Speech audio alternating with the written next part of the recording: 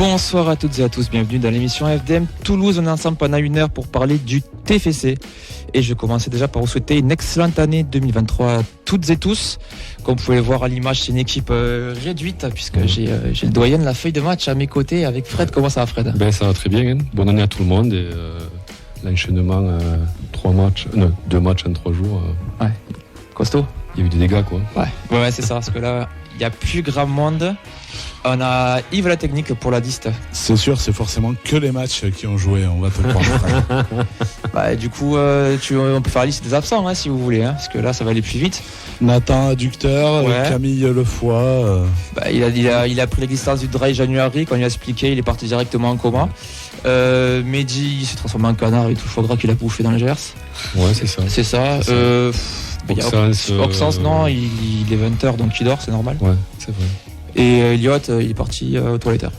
C'est ça ? Il a démissionné pour aller faire du handball, on m'a dit. Ah bon ? On n'a pas tous les mêmes infos. Écoute. Il est en pleine négociation. Bon, comment ça va quand même, Yves ? Écoute, plutôt très bien. Les fêtes sont bien passées ?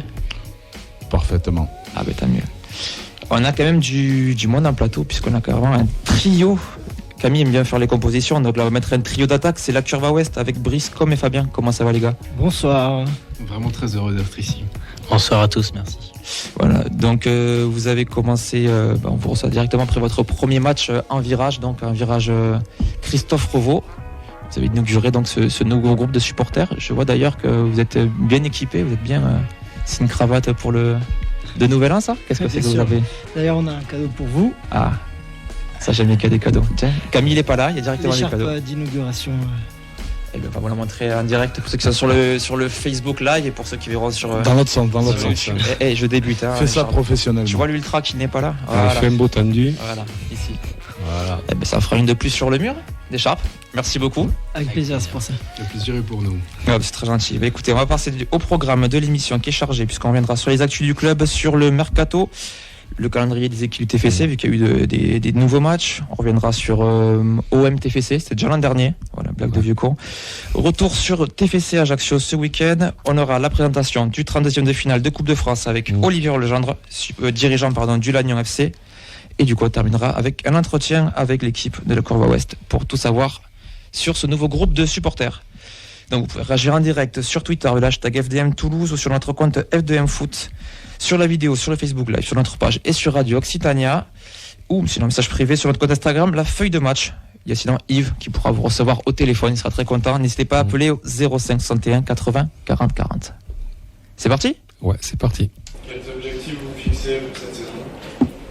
On l'a dit et répété, on va essayer d'aller le plus haut possible. Allez, on va commencer déjà avec le calendrier des prochaines semaines. Fred, tu veux nous le faire ? Allez. En tout cas, le calendrier, le dernier match qu'on connaît, celui de février. Alors, le calendrier des prochaines semaines, on connaissait déjà les horaires des matchs de janvier, mais là, on a désormais la première affiche de février. On est gâtés encore, puisque le TFC recevra 3 mercredi 1er février à 19h. Donc, dans la continuité des horaires et des jours de cette fin de décembre. Ouais, et donc c'est aussi en janvier. On continue à remercier la Ligue pour ses horaires, les diffuseurs et tous les gens qui s'occupent de cela, quoi. Les gars, on a passé quoi, vous, ces horaires-là ? Pas terrible. C'est sûr que c'est embêtant, vraiment. Après, nous, on sera là. Nous, ça changera pas. Et on espère avoir le plus de monde possible. En tout cas, nous, on sera bien présents. Yves ? Non, après, c'est peut-être l'excuse de la Coupe du Monde, mais bon. Non, c'est pour les spectateurs chinois qui vont vouloir voir 3 TFC. Ouais. C'est sûr qu'à ces horaires-là, c'est parfait. Qui vont vouloir absolument voir TFC 3. Ouais, ça va être très facile de se rendre au stade, très facile d'y être. Tout est fait pour avoir des stades vivants et bien garnis de spectateurs. Surtout quand on sait déjà les difficultés de se déplacer à Toulouse en temps normal, mettre un match en semaine à 19h, je trouve ça cool. Ouais, sans parler de Toulouse, c'est un peu partout, quoi. Oui. 19h en semaine, les gens travaillent, les gens ont des vies de famille, le foot c'est le week-end, on va le rappeler, on le rappellera jamais assez, voilà, et encore, on n'en parlera pas là, on s'apesantira pas là-dessus, mais les horaires de national, c'est une catastrophe. Les horaires à tous les niveaux, c'est une catastrophe. Tout est fait pour que ce ne soit qu'un spectacle télévisuel, donc restez chez vous, payez des abonnements. Voilà. C'est dommage.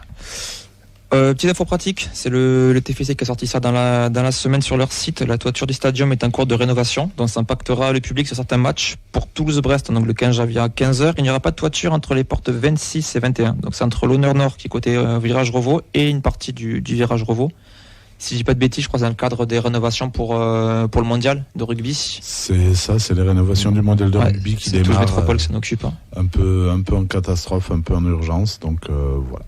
Bon, après, c'est des impacts minimes, puisque c'est juste qu'il n'y aura pas de toiture pendant ces matchs-là. Donc, est-ce que vous faites des parapluies là, Curva Ouest pour les virages Revaux? C'est prévu. C'est prévu, ok. Bon, parfait. Il va vraiment falloir s'y atteler là. Besoin, Allez, l'info mercato qui est tombée, donc c'est la première annonce, officielle. Officielle, ouais. Tu nous l'as fait, Fred? Warren Kamanzi. Donc on voulait un latéral. On l'a. On l'a.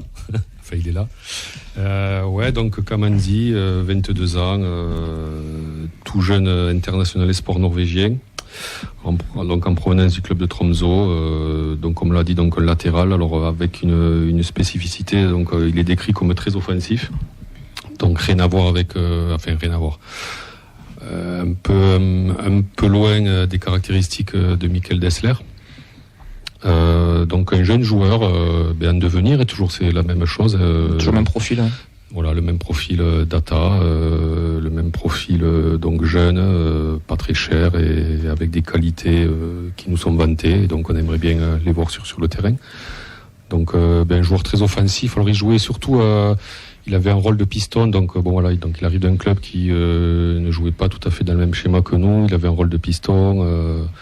Donc on va voir comment il va s'adapter déjà donc au club, à l'environnement, à la méthode Montagnier et puis plus généralement donc à la Ligue 1. Donc on espère que ça matchera quoi. Mais ce qui est assez marrant, c'est quand je vois là, tu nous as récupéré ses mensurations, donc 1m77 pour 60 kg et la description de son poste, etc.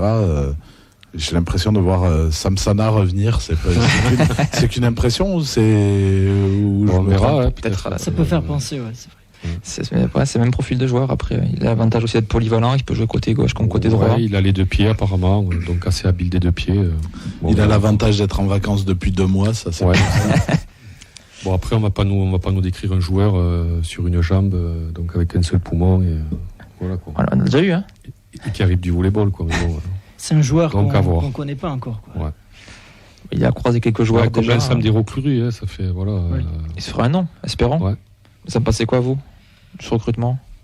À voir. Hein. C'est comme tous les joueurs de la data, on les connaissait pas. Enfin personnellement, moi je les connaissais pas. Et à voir. C'est un profil qui peut peut-être apporter offensivement. Maintenant, ça aurait été sympa aussi d'avoir quelque chose derrière pour blinder quoi. Bon, on attendait un latéral depuis belle lurette quand même, donc ça fait plaisir d'enfin en avoir un, mais on verra ce que ça donne. C'était le manque du dernier le mercato. mercato n'est pas terminé. Oui, c'est sa première annonce officielle dès le premier jour, donc ça fait toujours plaisir. Allez, on va faire un petit point maintenant sur le centre de formation féminine. Il n'y a pas beaucoup de matchs, ça va surtout être des annonces parce que c'est un gros week-end de coupe, que ce soit la Coupe de France masculine, féminine et la Gambardella. On a National 3 donc, qui jouera le samedi 14 17h sur l'annexe 1 du stadium contre Castanet. Les U19 donc, qui sont engagés par contre en Gambardella, ça sera ce week-end le dimanche 8 janvier à 14h30 au complexe Capitani de Colomiers contre l'US Colomiers avec reprise de championnat la semaine suivante contre Montpellier. Les U17 qui reprennent le samedi 14 janvier à 14h30 contre la Jet sur le terrain sur l'annexe 5 du stadium. Côté féminine, du coup, ça sera week-end Coupe de France également, avec un déplacement le dimanche également à 12h pour les 16e de finale contre le deuxième de leur poule de D2 qui est l'Olympique de Marseille. Dur. Ouais, dur. On va espérer l'exploit, mais bon, dur, ça va être... dur pour les U19 quand même, qui vont enchaîner donc avec un derby en coupe contre Colomiers, donc si jamais. Après, logiquement, il y a un avantage quand même sur Colomiers. Ouais, mais bon, ça reste un derby. Ça reste un derby, c'est sûr. Ça reste un vrai derby. Et le week-end suivant, contre Montpellier, le Dauphin, quoi. Donc Montpellier deuxième à 1 point, donc l'année pour les U19 commence fort, quoi. La DD aussi, les féminines, ça va être compliqué là, Ouais, pour les puisqu'après féminines, elles ouais, reprennent c'est- le championnat contre Nîmes, qui sont une dernière ex-aequo. Le goal average est un peu meilleur, mais bon, c'est. La situation des féminines, on la connaît, quoi. C'est compliqué. Donc la Coupe de France jusqu'à maintenant, c'était un petit bol d'oxygène, quoi, par rapport au championnat. Mais plus les tours de coupe vont passer, bon. Et d'ailleurs, on le voit là. Donc Oui, Marseille après, déjà. c'est encore une des deux. Voilà. Ça peut peut-être. Ouais. Ouais, et accroché. puis en Coupe de France, les exploits sont jamais interdits. Hein. Oui, bien Ouais, sûr, c'est vrai. bien sûr. C'est vrai. On verra bien. Après, voir dans quel état d'esprit elles seront. Voilà. Donc pour le reste des féminines, pour terminer, l'équipe R1 donc reprendra le samedi 14 janvier à 20h sur l'annexe 4 du stadium contre Saint-Cyprien.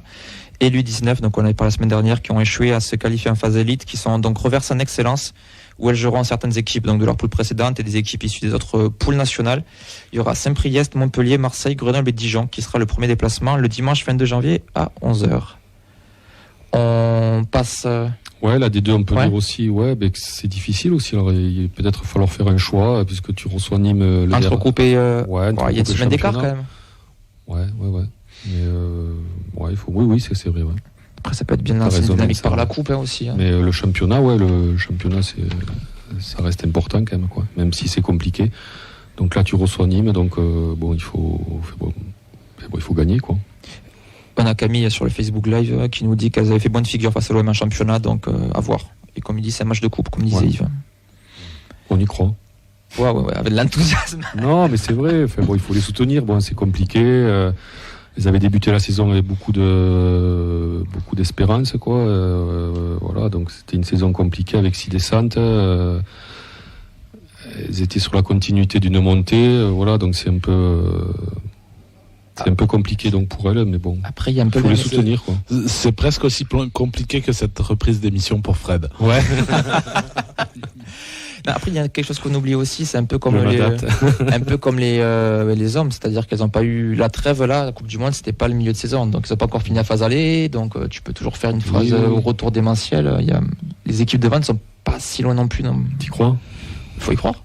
Ouais, c'est vrai. Est-ce que la data va fonctionner aussi pour les féminines? Est-ce que le Mercato Express peut marcher? On verra ça.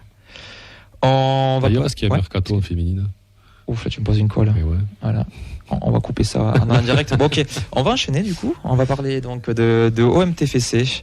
Donc on y était avec une partie de l'équipe au Danu. Donc déjà merci à eux. C'était toujours agréable, une bonne petite ambiance. Moins de monde que lors des dernières rencontres. Bon, c'est normal, il y a quand même l'effet des fêtes. Vous avez fait 29 janvier, ouais. Ouais. 29 décembre, ouais, pardon. c'est sûr. Mais les burgers sont toujours aussi bons. N'hésitez pas. Non, c'est toujours agréable quand même d'avoir un lieu où on peut se retrouver entre supporters toulousains, même si à partir de 4-0, on voyait plus de Marseillais lever les bras que de Toulousains réellement présents. Bon, la compo sur ce match, donc on avait Dupé aligné avec Maui Sarro, Nicolaisen, Silla. Milieu, donc on avait Spearing de Jager, Van den Boomen. En attaque, Ratao, Dalinga, Shaibi. Je vous fais très rapidement le film du match. Donc, premier but un petit peu contre le cours du jeu, parce que Toulouse avait la balle, puis après domination marseillaise, ça s'équilibre un peu jusqu'au but de Marseillais avec ce CSC incroyable de Nicolaisen. Mi-temps 2-0 malgré quelques occasions, une certaine maîtrise, mais toujours inefficace dans le dernier geste et surtout très fébrile derrière, on y reviendra je pense. Deuxième mi-temps sans unique, les changements n'y font rien. Malgré les entrées, on a eu Ado à 63e pour Dalinga, on a eu donc Diarra pour Silla, Ratao pour Abouklal, on a eu Begraoui pour Shaibi. Ça a été assez compliqué. Donc Van Boomen l'avait dit en conférence de presse que tout le monde l'a lâché à 3-0. Il n'y a même pas eu de sursaut après le but de Van Boomen sur penalty. Comme dit Camille en commentaire, un gros big up aux 500 Toulousains qui a fait le déplacement et qui n'ont pas vu un match facile. Donc rapidement, qu'est-ce que vous retenez de ce match-là? C'est un loupé et on oublie, on passe à autre chose? La bûche a été dure à digérer. c'est bon. Oui, on voit plus ça comme un loupé quand même qu'autre chose. C'est un peu le discours de Comoli qui dit que c'était vraiment un loupé à oublier et il faut passer à autre chose parce qu'on a 5 belles rencontres à faire derrière contre des petits. C'est passé parfaitement ça, effectivement. Mais ce qui est bien aussi de souligner, c'est qu'on a pu se reprendre au prochain match. Ouais. Je pense que c'est le plus important. Le plus important, c'est de ne pas s'arrêter à une défaite et de repartir de l'avant à la prochaine rencontre.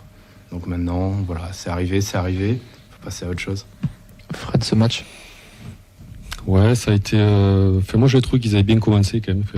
Totalement. Bien commencé, même si c'était mené 1-0 au bout d'un quart d'heure, quoi. Mais on a quand même vu des belles phases. J'ai plus de retour. On n'a plus de retour, excuse-nous Yves. Allô? Oui. C'est bon. Ouais, on a eu une petite coupure. Ouais, donc je disais, on a quand même vu des bonnes phases de jeu. On a eu quand même quelques opportunités. Il y a cette tête de Shaibi où il est seul et il n'arrive pas du tout à la rabattre. On a eu un contre, pareil avec Shaibi où il foire complètement. Je crois que c'est presque un 3 contre 2. Il y a quelques regrets quand même sur le début de. Ouais, il y a quelques regrets, il y a quelques. Non, on n'avait pas. Voilà, il faut pas oublier. Voilà, c'est à Marseille, c'est au Vélodrome, c'est un stade que beaucoup découvraient, c'est une ambiance que beaucoup découvraient, parce que ça reste quand même une des plus grosses ambiances françaises. Là, pareil, j'ai plus de retour. Hop, c'est bon. Allez. Moi j'ai trouvé une première mi-temps malgré le score de 2-0, il y avait quelques bonnes choses. Bon, après donc on passe à 3-0. Après 3, 4, 5, ça a lâché, quoi. Et beaucoup ont reproché ça, d'avoir lâché, mais bon, quand c'est compliqué. Hein. Ouais, au bout d'un moment. Bon, puis après il faut souligner aussi, moi j'ai trouvé l'hyper-réalisme marseillais. Puisque sur leur 6 tirs cadrés, il y a eu 6 buts. Donc je pense pas que ça leur arrivera tous les week-ends. C'est ce qui nous manque, nous. On a pas de finition.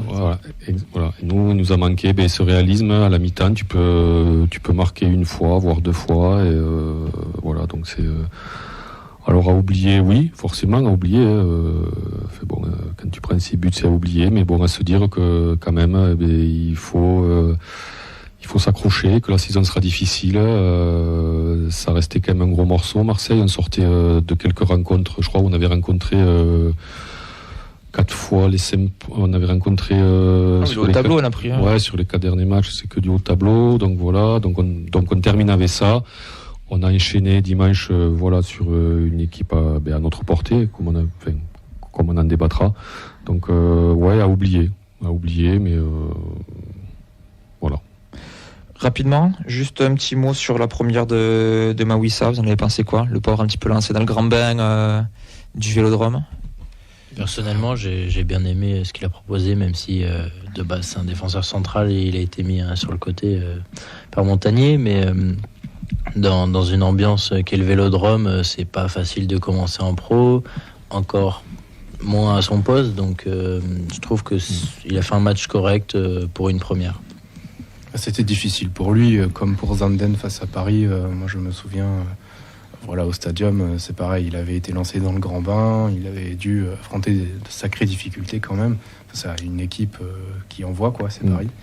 Donc, on peut le féliciter d'avoir, entre guillemets, fait ce qu'il a fait. Maintenant, il faut qu'il s'améliore, mais ça va venir avec le temps.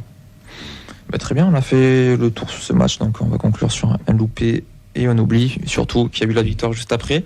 On va justement passer à ce débrief de TFC Ajaccio. Je pense qu'aujourd'hui, je suis prêt pour la Ligue 1. Je suis plus un enfant. Et normalement, on devrait avoir Camille par téléphone. Est-ce que c'est le cas? Yes, je suis là, les gars. Salut à tous. Comment ça va? Salut. Ça va. Bonne année à tous. Bonne année à Curva West. Bienvenue à vous. Bonne année à Yves, Vincent, Fred et tous les absents.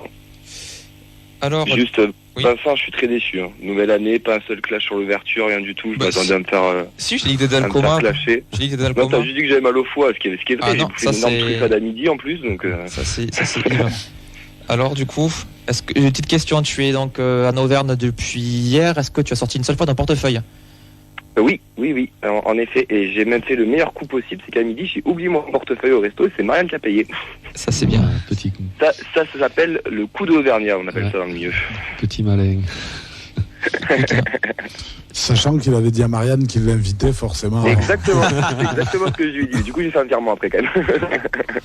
Fais gaffe à toi, c'est quand même le mercato, je sais pas si elle est au courant. Il n'y a pas d'agent libre, c'est bon.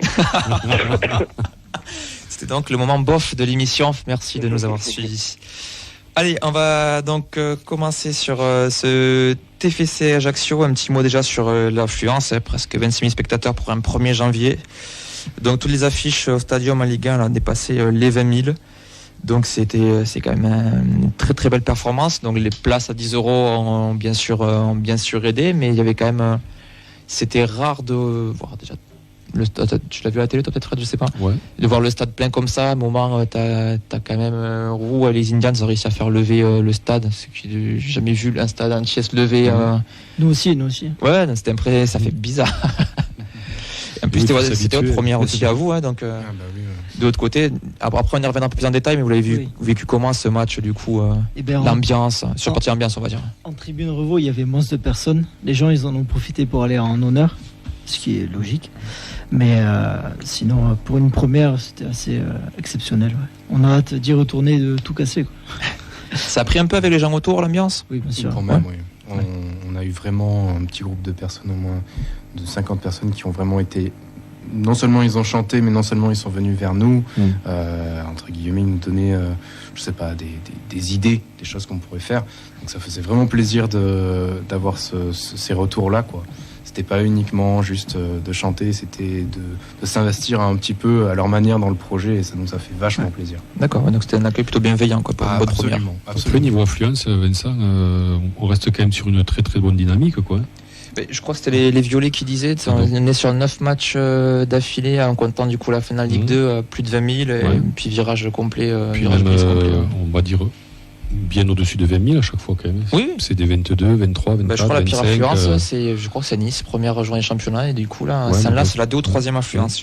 Mais le virage Brice, il est complet depuis au moins 8 matchs. Oui, je crois depuis le début de la saison. C'est complet, donc c'est quand même très très bon signe. Ouais. C'est formidable. Sur le match, du coup, la composition alignée pour ce début de marathon maintien. Donc, c'était une équipe sans recrue. On avait Duplessis, Roux, Nicolas Sandiara, Spearing de Jager et Van den Boomen. Et devant, donc, Ratao, Ado et Shaibi.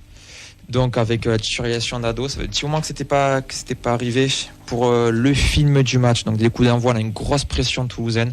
Shaibi, donc, qui ouvre le score sur un service de Silla d'une frappe à bout portant à l'entrée des 6 mètres dans un angle impossible, mais le but est refusé pour une faute de Ratao en début d'action.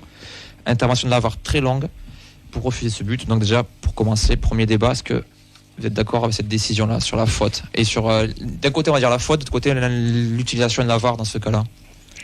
Un peu limite. J'ai pas pu voir la rediffusion et étant retourné, j'ai pas trop d'avis à donner. C'est pareil pour moi. J'ai vu le résumé du match et la faute, elle est un peu limite, mais bon. Si c'est sifflé, c'est sifflé. Ouais. On peut pas revenir en arrière, mais. Ouais, c'est léger, mais peut-être que c'est présent et l'arbitre a fait ce choix-là. On doit respecter, mais c'est vrai que l'intervention pour la VAR a été très très longue. Et sur ce match, elle a été très présente. Fred, tu l'as vu toi ? La faute, la faute, il y a faute, oui, mais il y a des championnats où ça se siffle pas, chez nous ça se siffle. Voilà, qu'est-ce que tu veux dire de plus ? Quand après au retour, non, ce qui fait râler, voilà, c'est que c'est un super but quand même, quoi. C'est clair. Il y a bien un super but et un super but annulé pour une faute qui est, je sais pas, ça doit être quoi, 15-20 secondes avant. Facilement. Voilà, c'est la VAR. La VAR a le droit de revenir sur l'ensemble de la phase offensive, donc c'est ce qui a été fait. Camille, on t'attendait à râler déjà ? Ouais, c'est quand tu vois l'arbitrage du match, en fait, sur l'ensemble du match, c'est cohérent parce que l'arbitre a été cohérent dans sa connerie pendant 90 minutes. Après, le problème, c'est que la VAR normalement doit intervenir quand il y a une erreur manifeste. Quand tu vois la faute de Ratao, moi personnellement je considère pas ça comme une erreur manifeste. Il reste dans l'esprit du jeu, il y a un duel, c'est vrai qu'il met le bras. Je pense que sur tous les arbitres de Ligue 1, à mon avis, ils sont pas tous unanimes à siffler. Donc lui il a décidé de siffler. Écoute, voilà, c'est fait, c'est un fait. Ça n'a pas eu de conséquences sur le match parce qu'après on a fait le taf et qu'on était au-dessus.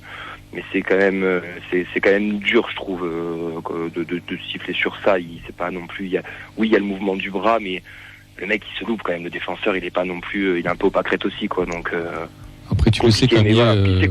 c'est cohérent après avec son arbitrage sur tout le match. Après, tu le sais, Camille, quand la VAR te bip, en général. Ouais, non, bien sûr, mais bon, c'est. Après, moi, je serais curieux de voir sur. Mais c'est quelque chose qu'on devrait regarder maintenant. Le nombre de fois où c'est arrivé. Qui n'est pas but. Ouais. Fait qu'il ne change pas de décision avec la VAR. Ouais, voilà, mais qu'on remonte. Aussi loin. Ouais, aussi loin, ouais. Mais en fait, tu remontes aussi loin parce que la balle n'est pas sortie. Tant que la balle ne sort pas, en fait, il peut te passer même 5 ou 6 minutes. Et la VAR peut quand même revenir. Donc c'est ça, et comme là, c'est le but qui apporte ce côté de la VAR, mais c'est quand même. Enfin, moi, je trouve ça quand même très dur. Après, après, ça reste le débat sur la VAR, quoi, qu'on a. Est-ce que ça change Est-ce que ça change grand-chose au final? Est-ce que ça apporte une amélioration? Est-ce que Après, bon, le pauvre petit Fares, il en a eu 2 en plus dans le match. Oui. Après le deuxième, il y a vraiment un hors-jeu pour le coup. Le deuxième, pour le coup, il y a un hors-jeu, et là, c'est logique. Après, il y a une erreur manifeste. Après, même si son but est refusé, c'est quand même un geste qui réussit, quoi. C'est frappant enroulé, un peu excentré, là. Voilà, donc c'est. Non, ça confirme qu'il a de vraies qualités sur ces gestes-là aux abords de la surface. Bon, mais. Moi, je pense qu'il le gardien, je suis désolé, mais le gardien, te faire battre au premier poteau comme ça, t'as pas le droit, normalement. Même si la frappe est très très belle. Bon, il la mettra le gardien, pour moi, a sa part de responsabilité aussi. Je crois que Vincent entend ça tous les week-ends. Non, c'est tous les lundis soirs, j'entends ça. C'est vrai que je lui dis en plus en général, sur ton premier poteau, t'as pas le droit de te faire avoir. Écoute, j'ai signé Ajaccio, bouge pas. Sur le reste de cette première mi-temps, donc c'était quand même un match très fermé, beaucoup de fautes, du gain de temps côté Corse. Une seule occasion de leur côté, Belaïli qui frôle le poteau. Vraiment peu de choses à retenir de cette première mi-temps qui a tout du match piège, 67% de possession pour Toulouse, pas tant d'occasions que ça au final malgré une domination insolente et une sensation que le jeu était coupé toutes les 10 secondes. Ça tombait beaucoup au sol et ça y restait pour pas grand chose, par exemple 4 minutes je crois traditionnel. Ouais. Donc déjà ça prouve... C'est pas les temps de jeu du Qatar mais ça reste quand même beaucoup. Presque. Sans parler du jeune de Branco qui est plus qu'incompréhensible, j'ai pas vraiment compris sur cette action, mais... Il y a eu d'autres décisions, il y avait eu, je crois que c'était Bernard en commentaire qui nous parle du pénalty oublié sur une main qui avait l'air assez flagrante aussi. Après oui, c'est comme disait Camille, c'est le style d'arbitrage de cet arbitre. Ouais, il était cohérent, hein. Oui. Il a été dans sa connerie pendant 90 minutes, hein. Écoute, pour lui. Enfin, ça après, résume bien. Ouais, voilà. Après, pour le moment, les gars, il faut se dire aussi qu'on a quand même pas de patron de l'arbitrage français. Actuellement, on n'a pas de, il y a plus personne. C'est flou. Donc, il devrait y avoir, je pense, si je dis pas de bêtises, Stéphane Lannoy et Monsieur Gauthier qui devraient reprendre le bordel. Est-ce qu'ils vont aller dans le sens un peu de la Coupe du Monde avec ce que Colina a fait, etc., avec les arrêts de jeu, le temps additionnel, c'est d'arrêter toutes ces coupures, toutes ces choses. Je sais pas, revoir peut-être un peu les trucs avec la VAR, j'en sais rien, mais moi, ce que j'aimerais surtout, c'est que dans ce football français, c'est qu'on privilégie un peu plus le jeu, tout simplement. Qu'on arrête de couper pour un oui, pour un non, que ça joue, quoi, qu'il y ait du temps de jeu, que si le mec il est au sol, c'est l'arbitre qui prend la décision, et si l'arbitre prend pas la décision de siffler, on continue de jouer, tant pis pour le mec. Il pénalise son équipe à rester au sol. Enfin, et j'espère que sur ça, on va progresser, on va comprendre et s'inspirer peut-être aussi de d'autres championnats. Après, c'est sûr que l'arbitrage en France, c'est Vraie question. C'est le tempo est donné par le chef de l'arbitrage, quoi. Donc après, comme Monsieur Gardien, c'était une catastrophe. Hein. Voilà, c'est ça. Et, donc là, comme tu as dit, il y en a pas. Donc voilà, peut-être que ça va changer. Alors peut-être que. On espère. Il y a du changement. Ça peut être que positif. Hein. De toute façon, on part de loin, on le sait. Donc voilà, maintenant à eux de travailler. Il y a des choses qui sont faites pendant la Coupe du Monde qui n'étaient pas dégueulasses. Colina a pris certaines choses en place. Quand on voit ce qui se passe en Ligue des Champions aussi, ça reste quand même cohérent. Donc voilà, pourquoi on serait plus bête que les autres. On peut aussi faire s'en inspirer. On arrive à s'inspirer du Boxing Day de leur connerie en Angleterre, se créer des trucs culturels qui n'existent pas. Alors on peut s'inspirer de leur arbitrage.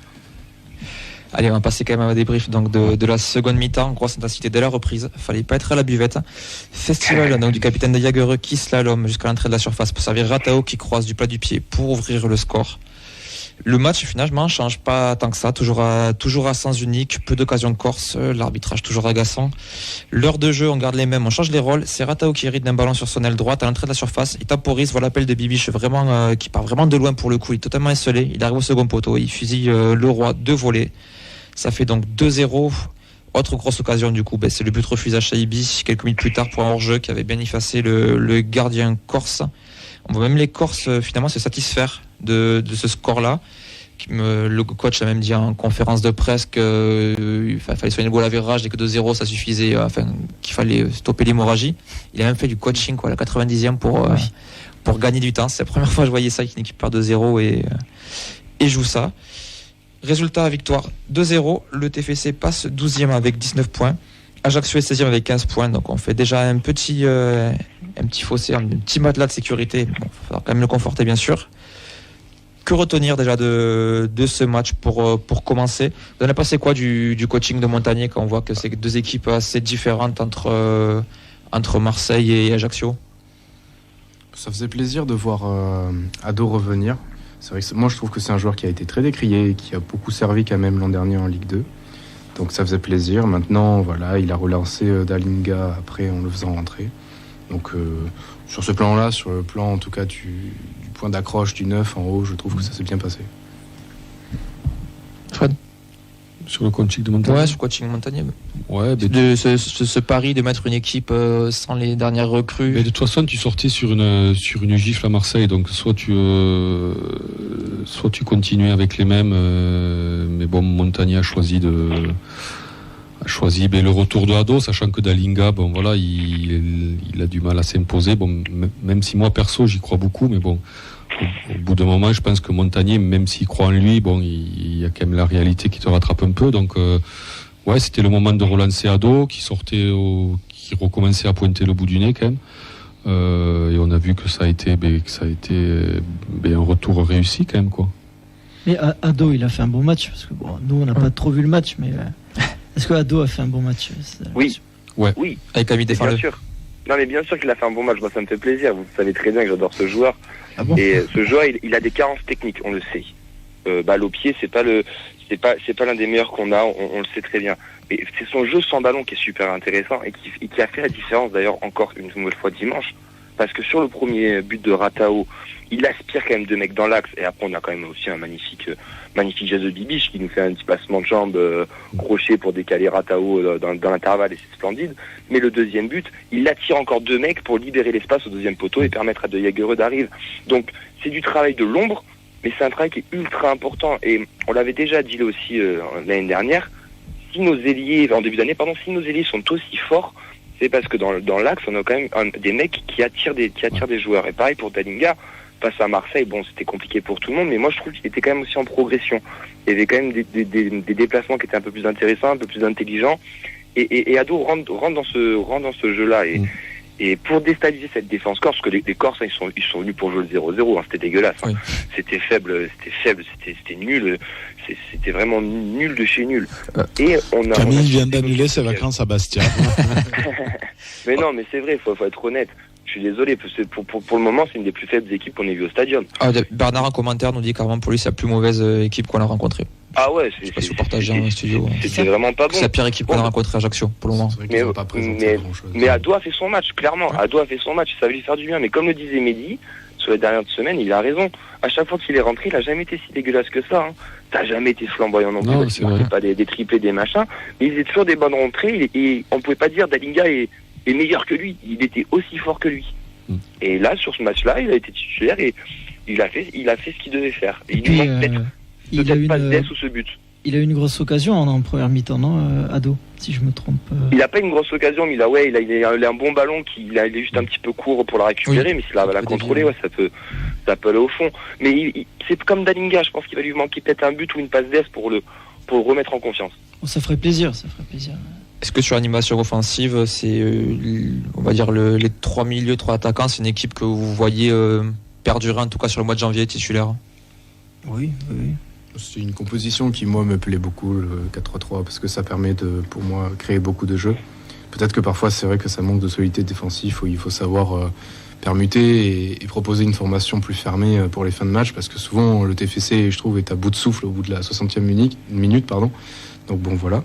Mais sinon, je trouve que c'est un format qui est sympathique. Avec un Bibiche à ce niveau-là, on aimerait le voir tous les week-ends comme ça. Ah, c'est sûr.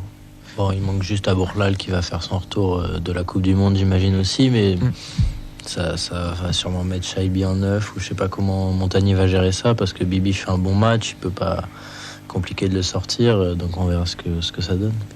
Parce que du coup, niveau rotation, on a eu aussi donc, Boukla qui est rentré à la place de Jagereux vers la 70e, en même temps que Dalinga qui est rentré pour Ado. On a eu Birmancevic qui est rentré pour Ratao à la 78e et donc Mawissa pour Diarra à la 82e. Et Silla qui fait un énorme match aussi. Ouais, Silla, ouais. Pour son anniversaire, le mec il a arrière droit, putain. En fait, bon, Yves, ça fait un moment qu'il nous le dit, on a réussi à être objectif sur Silla aussi. C'est pas nouveau pour nous. Mais là, je trouve qu'il est en train de vraiment passer un énorme cap et tout ce qu'il fait, c'est presque, ça devient presque même juste à chaque fois. Alors, il y a toujours des pertes de balles, ça reste toujours du Sagassi là, mais pour voir qu'il est sur son mauvais pied, je trouve quand même qu'il s'est très très très très bien débrouillé. Et puis toujours dans cette débauche d'énergie, dans cet impact, et ça permet aussi à nos ailiers de pouvoir rentrer et d'avoir des mecs aussi derrière qui sécurisent. Si là, Camille, on reste sur, on est sur une très bonne saison de sa part. Même plus que cette saison-là, quoi. Même en Ligue 2, voilà, il a fait une très très bonne saison. Là, il enchaîne en Ligue 1. On en est au point de le regretter quand il va partir. Ben oui, là, il est sur. Je sais pas, il est en fin de contrat, mais. À gauche, à droite, il s'impose vraiment derrière, comme un incontournable, quoi. Ah oui, clairement. Après, t'as un De Jagereux qui a été monstrueux aussi. Mais bon, Bibi c'est son meilleur match de l'année. À peu près, encore une fois, l'opposition était faible. C'est même toute la défense, c'est compliqué d'avoir un avis sur la défense vu le peu d'occasions qu'ils ont eu. Quoi. Ouais, mais tu fais un clean sheet. Tu fais un clean sheet, c'est bon pour le moral aussi. Et si tu n'as pas d'occasion, attention, j'ai pas la stat, j'aimerais bien la voir. Mais pendant le match, si tu regardes, on a récupéré énormément de ballons dans leur moitié de terrain. Donc ça veut dire que sur le contre-pressing, on a été plus fort que à Marseille. C'est ce qui nous a fait beaucoup défaut, c'est dans les transitions d'ailleurs défensives ou contre-pressing. On s'est fait mettre à l'amende parce que Marseille était plus fort. Là, on avait une position un peu plus faible, mais du coup, on récupérait beaucoup plus vite le ballon et on le gardait. Et après, on en faisait quelque chose. On a été un peu plus incisif dans la surface et on a été décisif. Qu'en soit, on marque 4 buts quand même dans le match, même s'il y en a 2 qui sont refusés. Et ça fait un moment qu'on n'a pas marqué 4 buts dans un match. Puis c'était un match qui n'était pas évident puisqu'en avant-match, on annonçait Ajaccio sur une très bonne dynamique. Nous, on sortait donc de cette gifle. Ah oui, clairement. Moi je trouve qu'on a très très bien réagi dans le jeu, dans l'envie. Alors certes, on dira oui, c'est Ajaccio, mais bon, après tu choisis pas tes adversaires, tu fais tes matchs en fonction.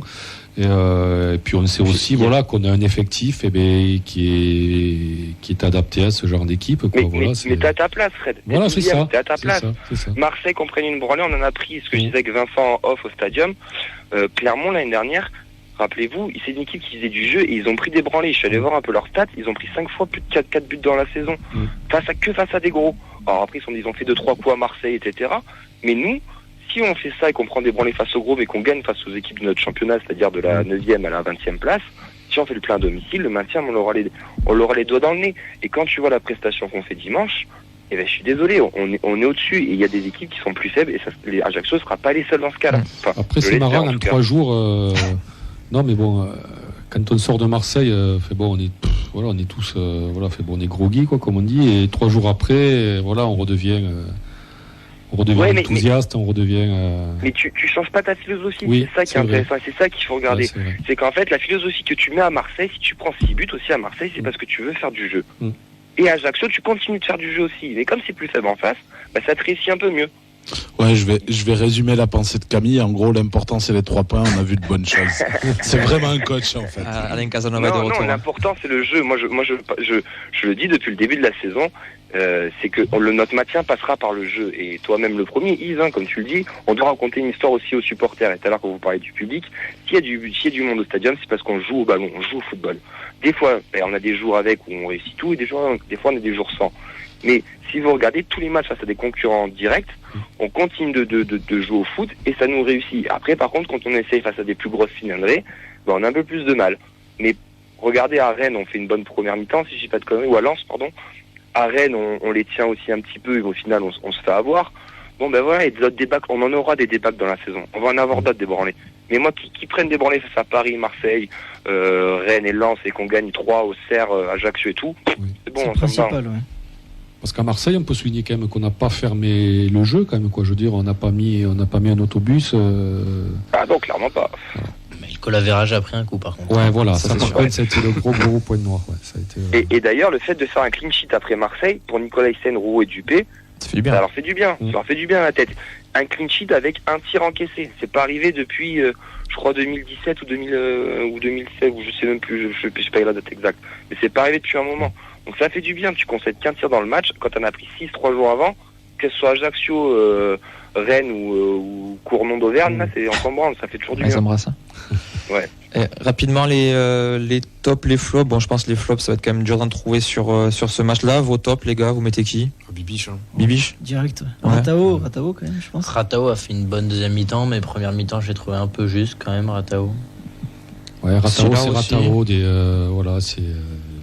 Ado, moi je mets. Ouais. Moi, j'ai un énorme flop. Allez. Ça s'appelle l'ALFP, la programmation, les matchs le 1er janvier. Et voilà. Le retour. Après, Bibiche. Encore, on n'est pas les pires, Yves. Hein.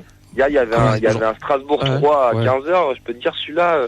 Moi j'étais sur la route, je me suis dit, mais comment c'est possible? Comment Ah c'est possible de faire ça c'est assez facile. Le pognon, les diffuseurs. Oui, non, mais bien sûr. voilà. Non, mais c'est hallucinant quand même. On marche sur la tête. Hein. Ouais. Donc, bref. Et on en arrive même à perdre le fil du championnat. Fait bon, hier, moi, je me disais, mais qui a joué? Je regardais, mais eux, quand est-ce qu'ils vont rejouer? Tu regardes le classement, tu as des équipes avec un match à moins, on est le lundi soir, tu te dis, mais qu'est-ce que c'est? Non, mais voilà, c'est. Ouais, t'es encore en Ligue 2 en fait. Ouais, presque. Le match lundi soir. Ouais, je sais plus où tu es. Quoi, Même la Ligue 2, ils ont enchaîné Ouais. aussi, les pauvres. Oui, oui. Ouais. Et après, moi, en top, je voudrais, Bibiche, et je trouve que, ses buts au second poteau, là, quand il arrive de derrière lancé, ça commence à devenir. Un classique. Ouais, c'est un classique, ouais. Ouais. Alors, Tu vois que c'est travaillé quand même. Hein. ouais, Tu le vois. c'est Oui. ce que je voulais, je voulais en venir à ça, donc forcément, c'est travaillé.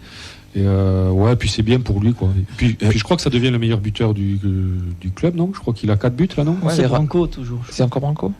avec 5, ouais, je pense. il me semble. D'accord. Mais bon, quand C'était l'information à peu près du soir. Ouais. Voilà. J'ai pas assez bossé. Non, mais on peut surtout souligner le boulot de Montagnier, parce qu'on parle Oui. du jeu, Ouais. on parle Oui. de Bibiche qui arrive de derrière comme ça. Bibiche, putain, c'est horrible. Franchement, c'est horrible. On devrait avoir honte de l'avoir Mais c'est surnommé parce qu'on comme ne sait ça. pas dire son nom, c'est pour ça. Brecht, c'est assez facile. Brecht, ça sonne un peu plus guerrier, un peu plus. Ah oui, que Bibiche, c'est voilà. Ça fait un peu plus peur aux adversaires. ça fait Quoi. tout mignon, Bibi. Donc voilà, c'est tout ça, c'est tout ce qui est travaillé aux entraînements depuis le début de la saison, et j'ai envie de tirer le chapeau à tout le staff, donc à Montagnier et aussi à Michael Debève, qui malheureusement n'a pas été bien remercié du boulot effectué depuis un moment. Quoi. Surtout que c'est lui qui travaille avec les attaquants en plus. Ouais. Donc les phases offensives. Ouais, ça sera le mot de la fin. Prochain adversaire en championnat sera donc Auxerre le mercredi 11 janvier à 19h, qui sont actuellement Et l'horaire 18e avec encore. 13 points. Je sais. Merci Camille. Avec plaisir, merci Disons à que vous. tu parles très bien. Si tu veux venir un jour à la radio, n'hésite pas. Tu es le bienvenu. Ouais, ça marche. Apparemment, j'ai vu que vous cherchez un technicien. Apparemment, ça tourne. Ouais, ça tourne. Ouais. J'essaierai de venir. Allez, bonnes vacances, à Allez, bientôt. Bisous les gars, bonne émission. Ouais, ciao. Salut Camille. Salut. Ciao. Ratao. Rentré, je m'en rouge, il va tenter quand même la frappe. Et derrière! On va enchaîner avec la présentation donc du match de Coupe de France entre Lannion et le TFC. Ça sera donc ce dimanche à 18h sur beIN Sport, 32e de finale contre cette équipe de Lannion qui est donc en National 3. Donc ce sera aussi la question, est-ce qu'on aura donc des jeunes qui auront la chance, ou des joueurs qui jouent un peu moins, qui ont plus de temps de jeu? A priori, oui, quand même. Ouais. Là, le groupe n'est pas encore sorti. Traditionnellement, quand même. Si t'as certains joueurs qui ne jouent pas là. Vous aimeriez qui dans les joueurs qu'on voit un peu moins? Le gardien, là. Og. Un petit Begra, Oui, j'étais sûr que t'allais dire. On dit jamais non, il prend un peu de temps de jeu, mais bon, ça va être compliqué de le voir marquer. Ouais, c'est quand même quelques matchs où il commence à pointer le bout de son nez, donc je pense qu'il est dans la rotation aussi, donc ça serait logique. Du Skita. Bon, du contre Skita, Marseille, peut-être. c'était pas ça quand même. Ouais, c'est sûr. Peut-être Birmancevic aussi, ou pourquoi pas Bouklal aussi, qui n'a pas trop joué, qui sort en banque de rythme. Titulaire, puis tu peux, je pense que tu feras souffler Brecht. comme dit Yves. Van den Boomen, peut-être une mi-temps. Il sera dans le groupe, peut-être.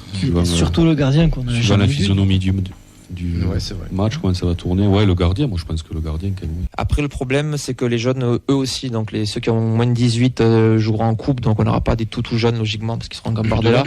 Donc on aura le gars, enfin ceux qui sont en N3 principalement, qui pourraient. T'as quand même des joueurs pros qui sont dans le groupe qu'on voit pas, tu vois, comme Costa. La recrue aussi, disait Camille. Qu'on a tendance à oublier, aussi. Et je crois qu'on a Olivier Legendre avec nous. Est-ce que tu nous entends?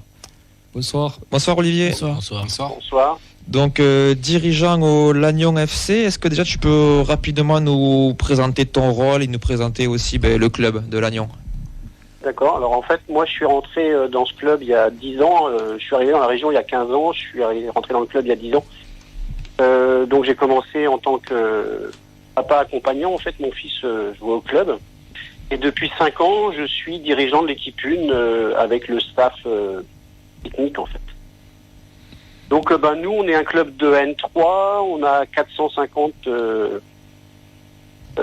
licenciés à peu près entre les dirigeants et les joueurs, donc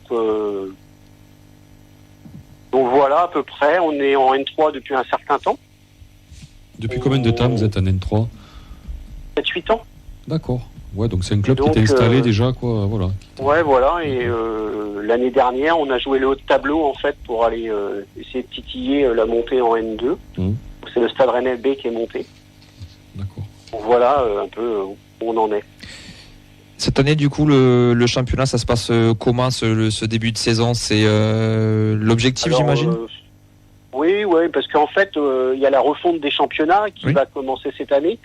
Donc, nous sommes un groupe de 14, donc c'est purement Bretagne, en fait. Et donc, il y aura 5 descentes. D'accord. Donc, c'est assez compliqué pour se maintenir. Donc, nous, cette année, l'objectif numéro 1, c'est le maintien. On a eu du mal à démarrer. On avait des matchs qui étaient plutôt corrects, mais on prenait pas les points. Et depuis un certain temps, on a fait 4 victoires à suivre, là. Donc, on s'est calé gentiment au milieu de terrain, au milieu de tableau, ce qui nous permet de un peu plus serein en fait. C'est une bonne dynamique avant de recevoir le TFC donc. Oui, c'est une très bonne dynamique avant de recevoir le TFC.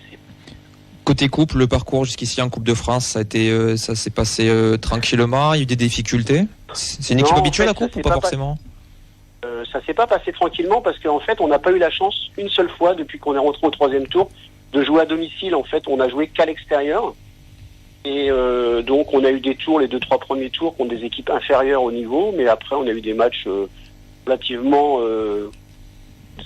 accomplis, donc on n'a pas eu trop de soucis. Mais par contre, au tour d'avant, nous sommes allés à Bellevue, donc une équipe de la région nantaise qui jouait en R1, une très belle équipe. Donc là on a réussi à se qualifier au penalty, donc ça a basculé au 10e penalty. Ouais, quand même. Et le tour d'avant, on a eu la chance de faire l'exploit. On est allé à Châteaubriand, qui eux jouent en N2, qui sont plutôt 5e en N2. Et donc là, on a été mené 1-0 et on a égalisé à la 92e pour aller les battre au pénalty 5-4. Donc ça, c'était l'exploit en fait. Et bon, on a bien compris que pour atteindre les 32e, il faut faire un exploit et donc on l'a fait. Et donc là, j'imagine, très content de recevoir une équipe, qui plus est une équipe de Ligue 1. Vous pouvez nous expliquer un peu comment ça s'organise et si c'est facile à organiser ou si c'est un énorme défi pour un club amateur comme vous qui n'a pas l'habitude de devoir se déplacer dans un grand stade, puisqu'on rappelle que ça va se jouer à Guingamp au stade du Roudourou, et d'organiser tout ça avec donc la mairie de Guingamp, j'imagine, pour la mise à disposition du stade, etc. Est-ce que c'est compliqué ou plutôt simple? Alors en fait, rien n'est simple dans le monde amateur parce qu'il faut quand même qu'il y ait énormément de gens qui s'en occupent, donc on n'est que des bénévoles en fait. Donc il faut savoir que nous c'est une première, la 32e, c'est historique. Personne, nous on n'a jamais, le club existe depuis 20 ans parce qu'il existe d'une fusion en fait entre deux équipes lagnonnaises. Donc la dernière fois qu'on a atteint le 8e de finale, c'était contre Brest. On a perdu au penalty, mais c'était chez nous en fait. Donc là, c'est une première. Alors, une première 32e, une première Ligue 1 et une première de jouer au Roudourou. Donc ça fait beaucoup de choses, mais c'est l'excitation totale en fait pour nous. Ça permet surtout de remercier tous les bénévoles, tous les dirigeants, tous les joueurs. Et comment ça se passe en organisation? Ça se passe plutôt bien parce que déjà, premièrement, on a la ville de Guingamp et le club de Guingamp qui nous aident beaucoup. mettent déjà à disposition leur stade. Donc ça, c'est déjà une grande première. Donc pour nous, c'est quand même super sympa de recevoir une Ligue 1 dans un beau stade de Ligue 2, et qui a quand même joué pas mal de temps en Ligue 1. Et puis, surtout, moi, ce que je veux surtout mettre en avant, c'est la relation qu'on peut avoir avec Toulouse. Donc moi, j'étais chargé de ce travail-là en relation avec Toulouse. Et on sait pas qui est le club de Ligue 1 et qui est le club amateur. Tout le monde reste au même niveau. C'est courtois, c'est très sympa. Donc franchement, pour une première, c'est assez facile parce que ils sont très sympas. Ils nous aident tout le temps. Donc franchement, c'est un vrai bonheur d'avoir des relations avec ces gens-là. Combien de spectateurs attendez demande Bernard en commentaire sur le Facebook Live? Sur le Facebook Live? Oui, il nous demande combien de spectateurs attendez au stade. Le stade plein On a déjà donné 1000 invitations. Entre les invitations officielles, en fait, la Ligue, la FFF et tout ce qui va autour, les sponsors. Et donc nous, le président a pris la décision d'inviter déjà tous les dirigeants et tout. Donc on attend, il y a déjà 1000 personnes invitées. Et on aimerait avoir un objectif de 5000 personnes payantes, donc avoir 6000 personnes dans le stade, ça serait un bel objectif réussi. Côté compétition, l'équipe du coup, est-ce qu'elle a dû changer, adapter la préparation pour ce match-là face à des joueurs professionnels? Non, il n'y a eu aucun changement. Le seul changement, c'est que d'habitude on est 16 sur la feuille, donc là c'est 20, donc ça permet aussi à quelques jeunes joueurs du club qui s'entraînent avec le groupe A de pouvoir participer à ce match. Donc ça, c'est déjà vachement bien pour les plus jeunes qui sont de temps en temps dans le groupe, mais assez rarement. Et sinon, non, les séances d'entraînement restent toujours les mêmes. Tous les joueurs travaillent en fait à l'extérieur, donc les dispos sont toujours les mêmes. Après, normalement, on devait reprendre le championnat le 14 janvier. Là, on reprend une semaine plus tôt, donc les vacances ont été un petit peu écourtées. En fait, ils ont repris... Ils n'ont pas coupé en fait entre la fin du championnat et ce match de coupe dimanche prochain. Dans l'effectif actuel, où il y a déjà des joueurs qui ont connu le haut niveau, des centres de formation, qui ont une expérience un peu plus élevée, on va dire? Alors il y a quelques joueurs chez nous qui ont eu des expériences en tant que jeunes. Donc il y a quelques joueurs qui ont été formés au Stade Rennais, qui n'ont pas passé le cap en fait, donc ils sont repartis dans le monde amateur. Il y en a certains, on a une personne qui était chez nous quand il était jeune, et puis après il a tenté sa chance à Guingamp, il a signé un contrat pro à Guingamp. Et donc après, les résultats n'étaient pas dans ce sens-là, donc il est redevenu amateur.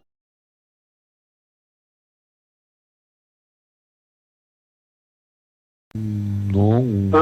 Oui, c'est assez jeune en fait, mais il y a quand même énormément d'expérience par rapport, il y a quand même, je sais pas, l'effectif 25-26 ans en fait, 26 ans à peu près en moyenne, donc il y a quelques petits joueurs qui commencent à atteindre la barre des 30 ans, mais aussi des petits jeunes en fait, donc oui, c'est 25-26 ans moyenne d'âge. Niveau équipe, du coup, le point fort de cette équipe ou le joueur à suivre? Le collectif. Le collectif. Ouais. Après, il y a forcément des joueurs qui ont eu la chance de faire des centres de formation en tant que jeunes, qui ont joué à des bons niveaux, mais franchement, le point numéro 1, c'est le collectif et l'envie de réussir ensemble, en fait. Yves, tu avais une question? Pardon, je croyais que je me faisais... Excusez-moi. On va terminer avec les pronostics. En général, on termine toujours l'émission comme ça. Donc, j'imagine pour toi une qualification de l'Agnon? Ouais, 1-0 à la 92e. D'accord. Non. Ici, on va faire le tour en plateau peut-être pour contrebalancer ça. Les pronostics ici. Une victoire de nous, du TEF, mais pas si facile que ce qu'on espère, je pense. Allez, un 3-0 pour nous. Oula. Un joli match, mais 2-1 pour le TFC. 1-0 but de Begraoui à la 92e. Allez, Begraoui. Yves? Après, nous, on est passé 2 fois au penalty, le 7e tour et le 8e tour, donc il y a un dicton en fait. C'est ce que j'allais dire. Et puis en plus, on a toujours des difficultés sur ces premiers tours de coupe, sur les clubs réputés plus faibles que nous. On a toujours tendance. Je me souviens de beaucoup de week-ends de janvier avec des retours très longs dans les bus, trempés et froids. Voilà, donc cette année on ne devrait pas être trempé, il ne devrait pas trop faire froid, mais je pense que oui, ça peut aller aux prolongations.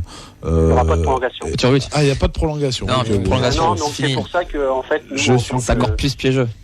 Donc de niveau hiérarchique inférieur, et ben en fait, comme dit notre président, il faut tenir 80 minutes, il faut plus tenir 120 minutes, et c'est vrai que ça permet de. Ouais, ça nivelle un peu les choses, c'est bien, je trouve. Ouais, voilà.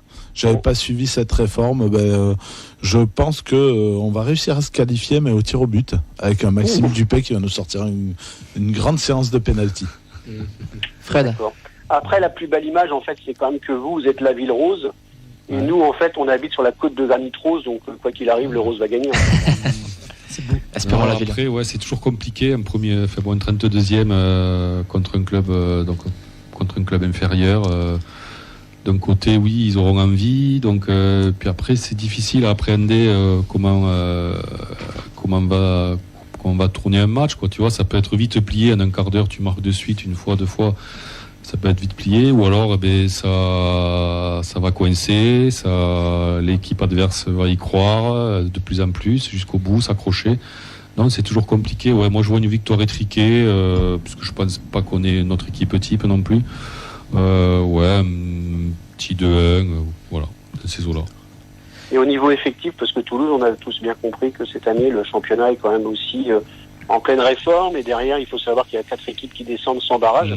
Donc aujourd'hui, l'objectif de Toulouse, c'est la coupe, c'est le championnat. Est-ce que clairement, tout le monde sera là clairement, ça va être le championnat et on va être dans une rotation parce qu'on joue à Auxerre le mercredi suivant. Donc, je pense que va y avoir une rotation avec quelques jeunes et quelques briscards pour encadrer tout ça. Ça a toujours été un peu ça et clairement cette année l'objectif avec justement comme vous le rappeliez les 4 descentes c'est vraiment de se maintenir et de rester en Ligue 1. Donc je pense que là il y aura de la rotation et que ça va aussi niveler les niveaux. C'est pour ça tout à l'heure je disais Dupé dans les cages, mais c'est pas du tout certain que ce soit pas Chettilog qui joue. Donc voilà, oui, il y aura sûrement une part de rotation. Après, ça reste il faut savoir que, quoi qu'il arrive, le Lannion FC restera un fervent supporter du Toulouse FC pour la suite du championnat. Et l'objectif, c'est que Toulouse se maintienne en Ligue 1. Après, ça reste quand même une formidable compétition, quoi, même si ça perd un peu de son charme un peu plus chaque année, mais ça reste quand même une compétition pour les clubs amateurs. C'est quand même assez formidable, c'est quoi. C'est extraordinaire pour nous.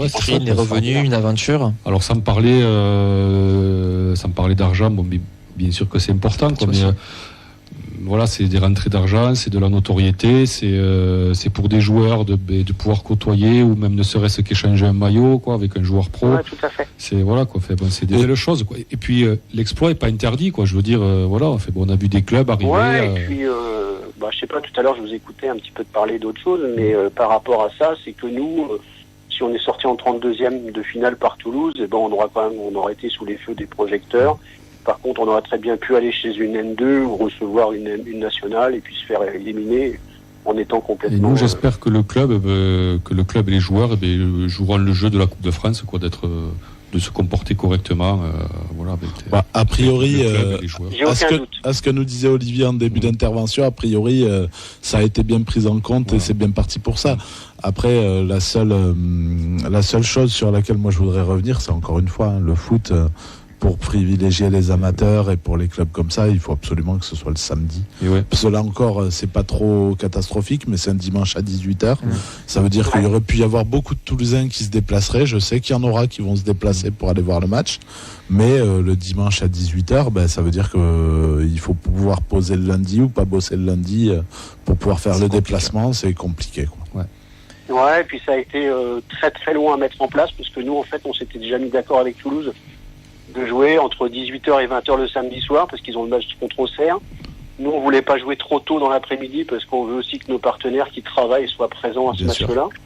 Donc là-dessus, on était complètement d'accord. Après, il y a eu le partenariat avec Bein Sport et donc on avait bien compris que les télés mettent de l'argent. Mais vous faisiez pas le poids, quoi.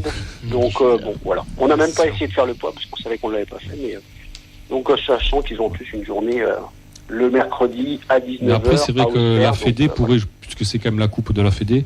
Donc la Fédé pourrait un peu aussi appuyer, mais bon, manifestement. Ah, et écoute, il faut payer les raouts de Noël Le Graët, et le reste, siège de la fédération, etc.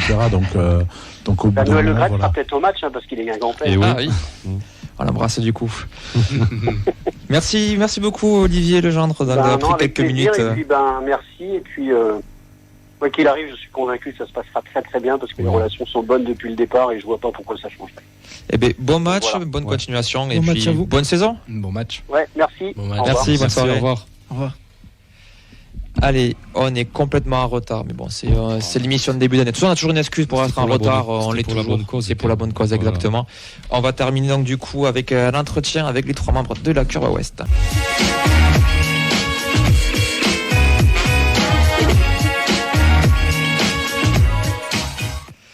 Alors déjà rapidement, est-ce que vous pouvez vous présenter tous les 3, nous dire, vous connaissez déjà d'avant, tous les 3 ? On s'est rencontrés sur Twitter, je sais pas si vous connaissez. Twitter. Ça y est, allez, tu peux rendre l'antenne, Yves. Non, c'est quoi, s'il vous plaît? Je rigole. Alors, on s'est rencontrés comme ça, et après, il se passe ce qui est en train de se passer. C'est combien de temps vous connaissez du coup, à peu près ? 3 mois. Ouais, c'est ça. Ouais, c'est ça. Ah oui, c'est vraiment court quoi. Assez récent. On a appris à se connaître en créant ce projet également. Vous avez quel âge déjà pour commencer Moi j'ai 20 ans. Moi 19. Moi 19. D'accord, donc oui, c'est vraiment la jeune génération. Donc ce groupe, donc il est né par les réseaux sociaux en fait, c'est quand vous êtes rencontrés. Ouais. Comment l'idée est née en fait? Ouais, vous pouvez expliquer parce que c'est moi les par deux qui sont exemple, venus vers moi. je suis vraiment fasciné par l'esprit de supporter. Les tifos, supporter une équipe. Et j'ai appris que Com était intéressé aussi à créer un groupe de supporters, donc je lui ai envoyé un message. Et depuis, on est rentré en contact avec Fabien également et d'autres personnes dans le groupe. Et puis Vous étiez déjà en tribune au stade, vous étiez déjà en tribune, quoi. Vous étiez abonné, j'imagine. Ou... J'étais le seul à être en virage Révo, personnellement. D'accord. Et voilà, et depuis le début de la saison, avec mon père, on a fait tous les matchs. D'accord. Et on était vraiment dans cet esprit, mais il manque quelque chose dans ce virage. On aimerait que ça chante. Parce que moi, je les voyais, tous les parkages qui passaient à côté de nous, à mettre l'ambiance et tout ça. Ça me donnait envie de faire la même chose dans le virage. Et en fait, à partir des premiers matchs, moi, sur Twitter, je m'exprimais, je disais, mais il faudrait un groupe, etc. Et c'est au bout de 2 mois qu'en fait j'ai appris qu'il y avait un projet en cours. Et moi je voulais faire cette démarche et aller voir le club. Et mon père il me disait mais vas-y, n'hésite pas. Et au final j'ai rencontré Com et Brice avec qui on avait discuté. D'ailleurs c'était marrant parce que Brice et moi on a discuté avant de se rencontrer vraiment dans le groupe et on était d'accord sur le fait que il nous fallait ça. Donc voilà. Aujourd'hui, Twitter, c'est pas fait que pour des gonzesses, quoi. ou pour se clasher, ou pour s'attaquer. Oui, il y a des bonnes choses qui en sortent, effectivement. Bien sûr. D'ailleurs, tu as rejoint Twitter il n'y a pas si longtemps. C'était pour les gonzesses ou c'était pour... Pour nous. Je t'ai mis dans la merde. Aujourd'hui, là, c'est pour l'émission. Vous êtes quoi aujourd'hui? Vous êtes une asso, c'est ça? Vous avez créé l'association? On est en création d'association pour devenir une association liée au club dans le but de supporter le TFC. Combien de membres à peu près vous avez aujourd'hui? D'adhésion, on est en cours d'adhésion, on doit être une 10-15aine pour le moment, mais c'est le départ. Ouais. C'est ça, c'est le départ. Le virage n'était pas plein, il manquait beaucoup d'abonnés, du monde. Donc, on s'inquiète pas trop sur ça. Oui, parce qu'après il y a membres actifs plus ceux qui viennent au stade avec vous, c'est pas la même chose. Membres fondateurs, on est vraiment 5. D'accord. Ouais, on est 5. On est 5. Voilà. Comment et quand ont eu lieu du coup les premiers contacts avec le TFC? Ça a été bien accueilli par la direction? J'ai contacté le TFC, on a eu un retour plutôt positif pour pouvoir se rencontrer. Donc j'ai rencontré le coordinateur du club.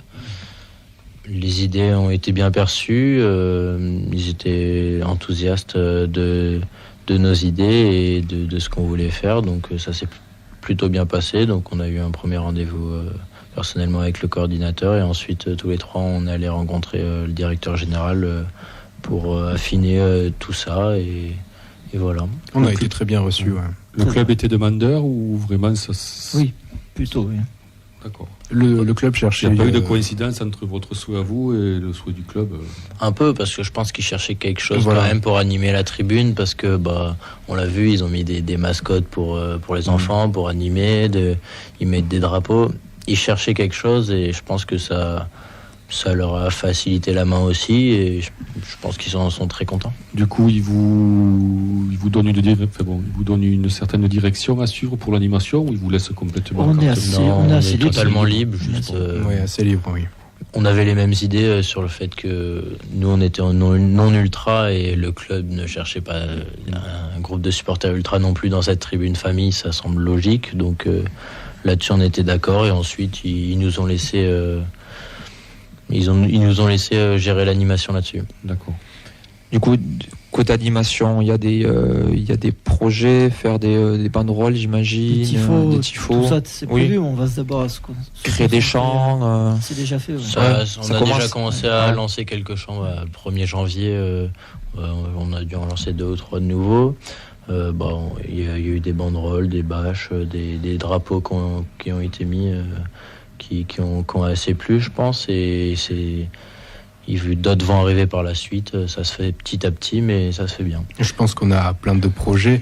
Maintenant, on va se concentrer pour bien se construire étape par étape pour être solide et toujours avoir un retour positif sur nos projets pour être bien suivi par tout le monde, quoi. On a parlé du coup tout à l'heure pendant le match d'Ajaccio de l'accueil par le virage qui était plutôt bon. L'accueil avec les relations avec les autres groupes de supporters, ça se passe comment ? Vous en avez rencontré, vous avez échangé avec ? Pour le moment, non, on n'a pas rencontré qui que ce soit. Il n'y a pas vraiment de relation. Nous, personnellement, on respecte absolument tous les autres groupes. D'ailleurs, on a créé notre groupe par admiration. Vraiment, c'est un souhait du cœur. C'est vraiment quelque chose qui nous plaisait. Et on est vraiment très fiers de ce qu'on a pu faire. Et rien que cette inauguration, vraiment dimanche, c'était un rêve réalisé, quoi. Donc, on est vraiment très heureux. Question piège du coup. Comment vivre bloqué entre les familles d'un côté, les supporters adverses de l'autre, ne pas trop être catalogué ultra. Comment du coup réussir là où d'autres ont échoué ? On a eu les West Eagles, les Chars, il y en a d'autres, j'ai pas assez de mémoire historique pour les citer. Le virage ouest, c'est un virage historique à Toulouse, quoi. C'est le virage qui a vu Maradona rater son penalty. C'est là où c'est quand même les premiers... Les Indians ont commencé. Ouais, c'est ça. Ouais. Il pourra confirmer, mais... On a Bernard qui nous laissait un commentaire, que historiquement c'était celui des Ultras justement, des années 80. C'est ça, après depuis le changement de dirigeant, ils ont mis un mouvement un peu famille dans ce virage, donc rien d'ultra. Justement, comment ça va se dérouler avec les familles, sachant que peut-être c'est pas des abonnés, il y aura des tu vois, ça va tourner, comme en virage Brice, je pense qu'il y a un pourcentage d'abonnés plus important en Revo qu'en Brice justement. Donc ça va tourner forcément. Donc ceux qui veulent revenir reprendront des places où les abonnés reviendront. Pour cette première, on a vu des enfants, des familles, à la fin du match, des parents venir avec les enfants pour savoir comment ça se passait, pour nous rejoindre parce qu'ils étaient abonnés en haut. Donc le fait que ça soit un virage famille, donc c'est pas un problème. Forcément le parquage, c'est un peu plus un problème. On n'a pas eu de problème avec Ajaccio. Ils étaient une petite dizaine. On verra par la suite, surtout pour ce qui est Marseille. Celui-là. Ça sera un parquage aussi dans notre virage. Après, la tribune famille, ça reste quand même une ressource, une richesse, parce qu'il y a des jeunes. Et ceux qui sont dans cette tribune aussi, parfois, c'est ceux qui ont eu leur carte d'abonnement via leur club de foot.